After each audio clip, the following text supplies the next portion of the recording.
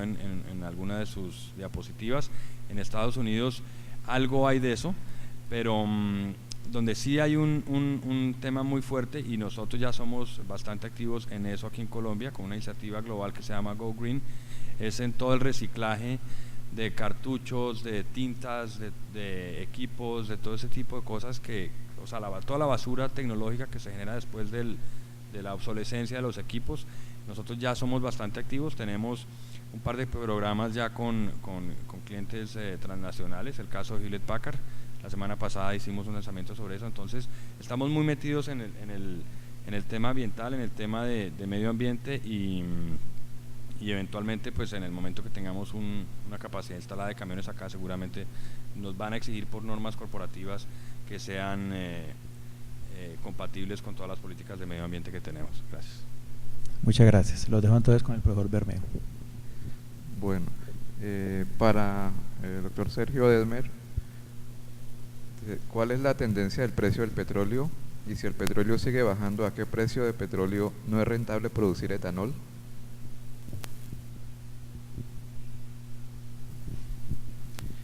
Es una muy buena pregunta, y cuando ustedes oyen que es una buena pregunta pueden estar seguros que la respuesta no es tan buena como la pregunta. Es difícil decirlo porque el mercado realmente global ha estado muy volátil. El número psicológico que hoy día se tiene para el precio del petróleo es $80 como precio bajo. No les puedo decir que hay un sustento real a través de oferta y demanda detrás de esos $80. Es un número que están ocupando muchísimos analistas que son más bien especuladores. Pero lejos de pensar que el petróleo va a seguir a la baja, lo más probable desde mi punto de vista es que lleguemos a tocar algún piso entre el 97 que estamos viendo hoy día y algo en 80 y algo, y de ahí nuevamente para arriba.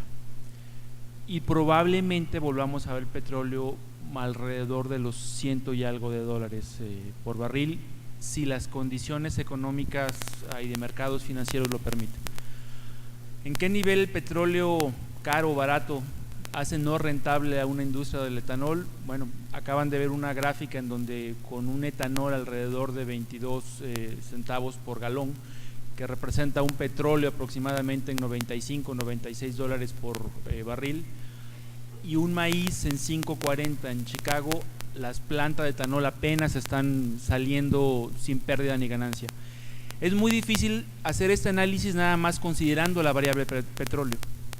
Y la otra cosa que tienen que ver es que recuerden que, se los vuelvo a decir, el proyecto de energía de los Estados Unidos o de biocombustibles no nada más es un proyecto de biocombustibles, es un proyecto agrícola también. Entonces, pensar que la industria del etanol en los Estados Unidos se va a acabar de un año a otro, créanme lo que no. Así como están rescatando bancos, van a rescatar esta industria porque ha generado una cantidad de intereses políticos, económicos, pero sobre todo sociales. Los productores de Iowa y de Illinois, que son los productores más grandes de maíz en Estados Unidos, hoy día se sienten petroleros. Y ustedes ven anuncios en las carreteras diciendo: usen etanol a base de maíz americano para que dejemos los americanos de tener dependencia de petróleo extranjero y de Medio Oriente, ¿no? Entonces, pensar que esa industria por un descalabro en un precio de petróleo se va a acabar, yo creo que no va a pasar en el corto plazo. Bueno, aquí hay tres preguntas muy relacionadas sobre perspectivas del azúcar, la parte especulativa respecto al precio del azúcar y la tendencia del azúcar en el mercado de los commodities. ¿Cómo nos influye esta parte? El azúcar tiene un mercado muy diferente a lo que hemos venido analizando hoy día. Tenemos un azúcar que es la que se cotiza en Nueva York, que es el azúcar cruda, y la que se cotiza en Londres, que es el azúcar refinada. Y a nivel interno, cada país, el azúcar prácticamente es casi dinero en efectivo, entonces hay muchos subsidios a nivel interno, a nivel regional, que hacen que no sea tan fácil determinar los precios a futuro del azúcar. Me parece que el azúcar, bueno, después de los precios tan bajos que tuvo y que ahora está reaccionando de forma muy importante, debería otra vez pegarse a una gráfica similar a la que vimos de precios estacionales, otra vez ir liquidándose por una condición económica como lo que estamos viendo y volver otra vez a condiciones más normales, probablemente hasta lo que es enero, febrero del siguiente año. Normales, ¿a qué me refiero? A niveles similares a los 12 centavos por libra que se está cotizando hoy día en el mercado internacional. También tengo que ser sincero con ustedes, el azúcar no es un commodity que yo maneje, más bien estoy más enfocado en lo que es tipo de cambio y los commodities que son forrajeros como maíz, etcétera. Puedo mandarles más información si ustedes me mandan un correo electrónico con mucho gusto. Para que hable mejor por este.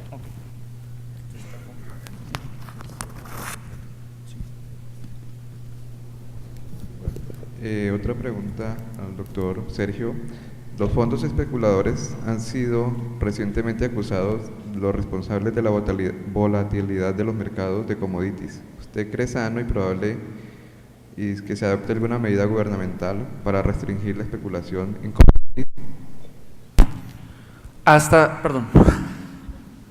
Hasta hace 3 meses la posición del gobierno de los Estados Unidos era no vamos a intervenir en ninguno de los mercados económicos, ni energéticos, ni metales, ni agrícolas. Se hizo una investigación en lo que era el petróleo, porque bueno, llegando con petróleo por arriba de los $110 el barril, se hizo una investigación para ver cuál había sido el impacto de los fondos especuladores en este mercado.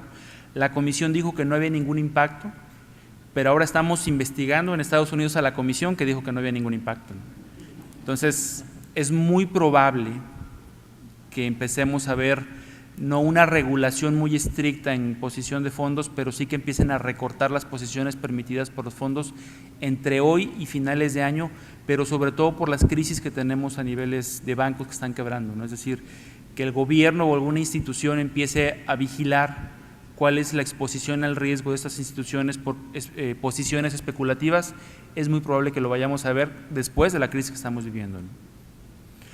Tomen en cuenta también que los Estados Unidos, y lo dijeron hoy día, hasta este año nunca habían metido la mano en el mercado. El gobierno de los Estados Unidos nunca había metido la mano en el mercado, nunca habían entrado a rescatar ninguna compañía. Las condiciones hoy día son completamente diferentes. Entonces, cualquier cosa para regular la entrada o salida de capitales en mercados de futuros o de derivados es posible que se den. Bueno, al doctor Edgar Higuera. ¿Cómo cree usted que influirá la política nacional de logística en el mejoramiento de la situación del transporte terrestre en Colombia? ¿Y por qué nadie habla seriamente del transporte férreo en Colombia? Bueno, el tema de la política logística en Colombia, como se contaba ayer, es la primera vez que Colombia está adelantando un programa nacional de logística en la cual ha estado vinculado directamente la ANDI, el Consejo Privado de Competitividad y la Cámara en ese proceso, y digamos que vamos avanzando sobre un tema fuerte en ese modelo. Y ahí se están incluyendo 4 elementos básicos: el de infraestructura, el de gestión y el de operación. En la parte de ferrocarriles, ese tema no lo estudiamos a fondo, inicialmente porque el tiempo era muy corto para impulsar el modelo. Sin embargo, en un acuerdo con Planeación Nacional que se aplazó la toma de decisión sobre hacer el documento COMPES, ya comenzamos a trabajar el tema de transporte ferroviario, pero la posición política del gobierno ha sido muy simple en el sentido de no ampliar más las vías férreas hasta que no defina unos problemas de concesiones, pero no está todavía clara. Creemos que la decisión es desarrollar el transporte multimodal y no solamente el ferrocarril, el río y también la parte fluvial. ¿Cómo va el proceso del proyecto Puerto de Tribugá?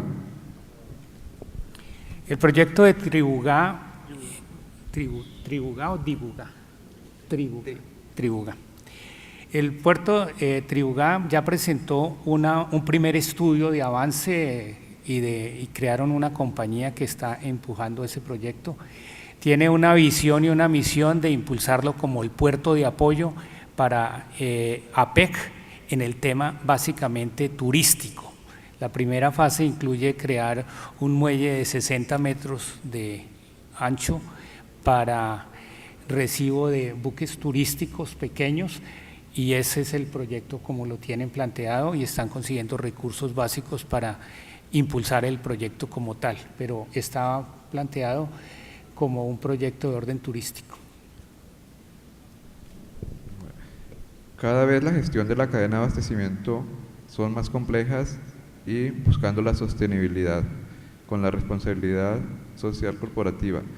Los costos para esto aumentan. ¿Qué incentivos reales hay en Colombia para ingresar en esta temática?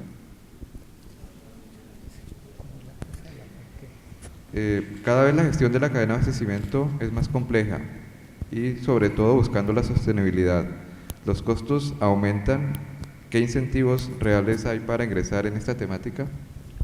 Por parte del Estado no aparecen incentivos generales para mejorar esa temática. Se ha dejado, incluso en la parte del documento COMPE, se ha dejado como elementos básicos de desarrollo logístico al sector de la industria. Pero lo que sí ha habido por parte del Estado ha sido unas toma de decisiones, digamos, dañinas en cuanto a que al haber intervenido el sistema de transporte terrestre por carretera con la tabla de fletes, implicó que la principal columna vertebral de desarrollo logístico, que son las carreteras y es el sector de transporte terrestre, dejó por fuera el modelo de competitividad porque está sosteniendo directamente con esa medida de ineficiencia operativa la parte de los costos logísticos.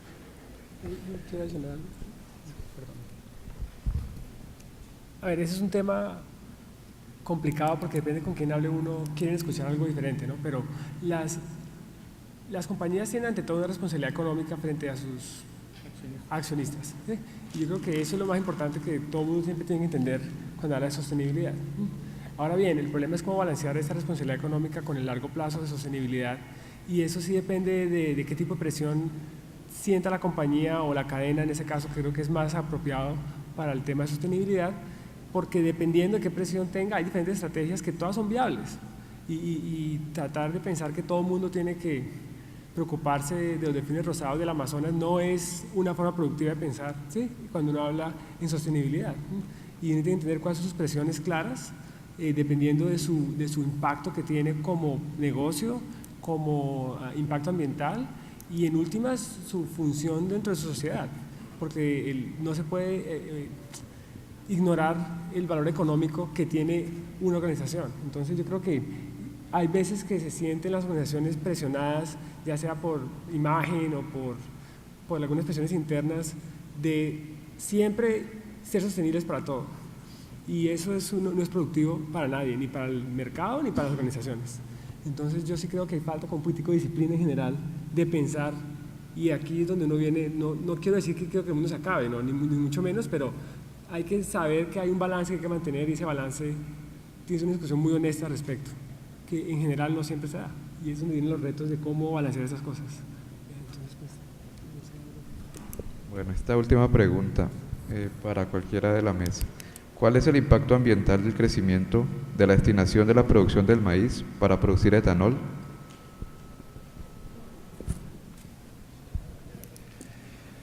La misma cantidad de opiniones que hay, si el mercado va a la alza o va a la baja, hay para si realmente la producción de etanol a partir del maíz está teniendo un impacto positivo o negativo para el medio ambiente. Lo que sí está demostrado es que las unidades de energía que obtenemos del etanol están muy por debajo o no son la misma cantidad que utilizamos para producir el maíz. Tomen en cuenta que en maíz utilizamos diésel, los tractores, los fertilizantes, las cosechadoras otra vez con diésel, el procesamiento, el llevado a la fábrica del etanol y toda esa cantidad de energía que se ocupa contra la que realmente podemos obtener para generar combustible para autos no tiene un comparativo, ¿no? Es decir, creo recordar que alguna universidad estaba considerando que estamos obteniendo la tercera parte de la energía que gastamos.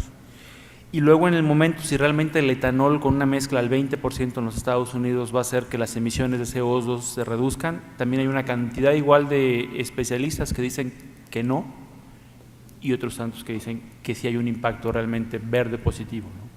Entonces yo más bien creo que lejos, y tomen en cuenta que los Estados Unidos se han alejado un poco del discurso verde, del discurso esto es por impacto ambiental, y lo están enfocando ahora mucho más a lo que es un impacto de dependencia de petróleo externo, ¿no?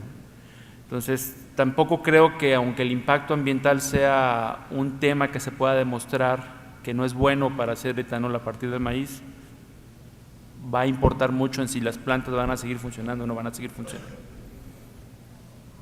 Bueno, que ha llegado a la mesa una pregunta adicional para el doctor Detmer, creo que es muy importante. Usted manifestó tranquilidad por el equilibrio entre el consumo y oferta de maíz en China. ¿Producirá China alcohol? ¿De qué tenor sería la afectación al mercado si ello sucediera? ¿Etanol? Etanol.